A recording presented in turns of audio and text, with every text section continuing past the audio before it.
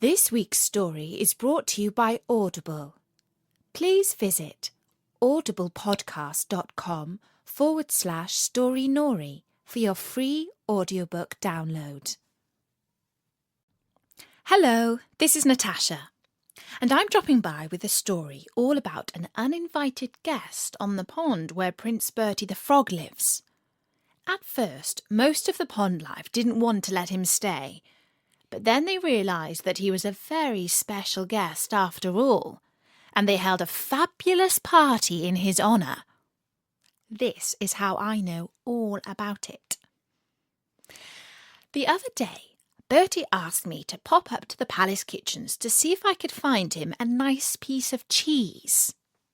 As you probably know, frogs don't normally eat cheese, but Bertie is no ordinary frog. After all, he used to be a prince. "Oh, Natasha," he said, "green slime for dinner is all very well, but I do so miss the taste of a nice piece of creamy cheddar cheese with just a little tang to it. Be a dear and see if you can find me some up at the palace." But before I reached the door of the kitchen, I heard a scream from inside. At first I thought perhaps someone had seen a ghost, because there are a few of those hanging around the palace. But then I heard the cook call out, "Rat! Rat!" The door was open a crack, and a moment later a grey creature with a pink nose squeezed through the opening and scuttled down the corridor. It almost ran over my toes. I couldn't help myself. I said, "Eek!" Because although some of my best friends are animals, I can't say that I'm all too fond of rats. In fact, they are probably my least favourite creatures of all, apart from cockroaches and spitting cobras. Oh yes, and I'm not so keen on jellyfish either. Oh, it's such an exciting story that I almost forgot to tell you about the free audiobook that you can download. So just hold on a minute while I tell you all about it. It's from our sponsor, Audible Books, and it's called Treasure Island by Robert Louis Stevenson. Shiver my timbers! If you like exciting stories about pirates, you've simply got to listen to this book. And it's just one of 40,000. If you go to audiblepodcast.com/storynori or follow the link from storynori.com's sidebar, you can choose Treasure Island or any one of 40,000 audiobooks. You can listen to Audible books anytime, any place, just like you listen to Story Nori. So drop by soon at audiblepodcast.com/storynori and sign up for a free download. Now, where was I? That's it. Bertie and the Year of the Rat.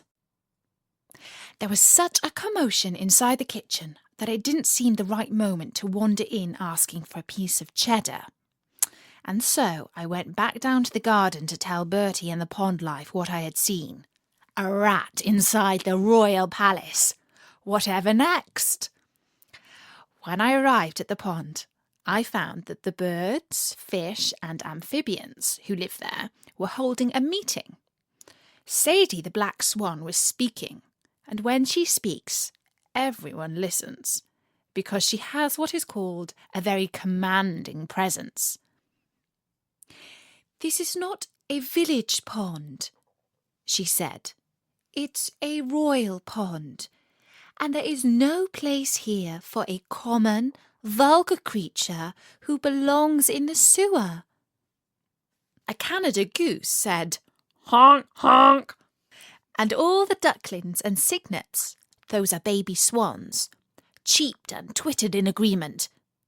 Only Colin the carp said, "Humph, she thinks she's our queen, does she?" It was only then that I noticed not far away the rat was hiding in the weeds. His little pink nose was twitching, and I could see that he was frightened. To my surprise, I actually felt quite sorry for him. "I say, We should expel the rat forthwith, said Sadie. And the waterfowl honked, quacked and twittered even louder than before. I thought the rat was done for. But then Bertie began to speak. Quiet, quiet, he called out. And gradually the noise died down. Now, Sadie is quite right, he said. When she says that this is a special pond, it is indeed a royal waterway, and nobody is a greater patriot for the pond than myself. But I think I know a thing or two about being royal. After all, I used to be a prince. And let me tell you something. First of all, a true prince never turns anyone away because of the way they were born. It doesn't matter if you are a peacock or a rat, all creatures are equal. That's the prince's code. Except for dragons, of course. We can't have them around the place because it's our duty to fight them. But that's a different matter.